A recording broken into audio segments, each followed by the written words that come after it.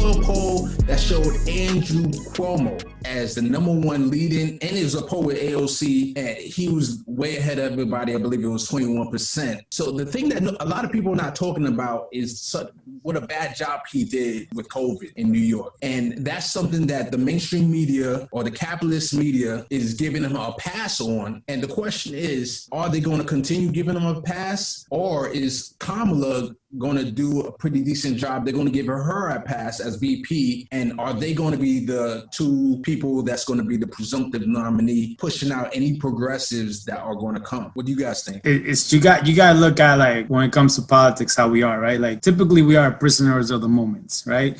So whatever happened at that moment, we get excited. You get to see Cuomo used to come on CNN every day, talk about how great New York is doing. But he came in once, the one that said, like, oh, well, we'll be fine. We have everything. We don't need to close school. We don't need to shut down the city, everything. And then they went and spiked up, and it was terrible. The way he handled things was terrible.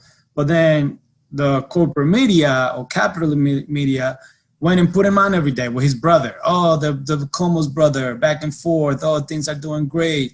And they made it sound like this hero that he was.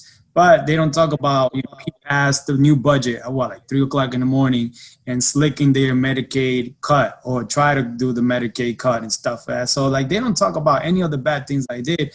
And Cuomo, man, Cuomo is like as corrupt as they come. I hope that, people in the next 4 years really study him and stop the assignment that we have, just being like prisoner of the moments. He's a very Machiavellian politician, if I pronounce that right, where in New York, he had the IDC, the Independent Democratic Conference, who were basically Democrats, but they acted and caucused with the Republicans.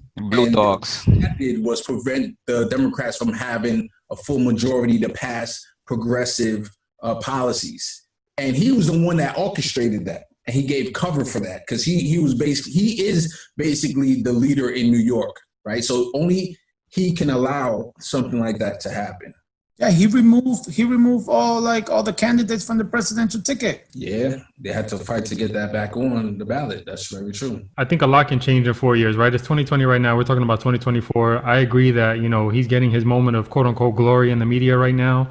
And sometimes people think that can launch someone to the presidency, but a lot can change in 4 years. I mean, think about even Giuliani back in 2001, right? He wanted to ride his 9/11 wave all the way to the White House, and look at where that dude is now. Obviously, it's been a while, but I mean, he's a joke to everybody in America right now. So I'm not saying that Cuomo is going to be properly vetted by the media, of course, the corporate media, but I think, we can't even predict right now what's going to happen in November, let alone 4 years from now. So I think he'll get his vetting and hopefully be dropped down a bunch of notches. GIMI Productions exclusive.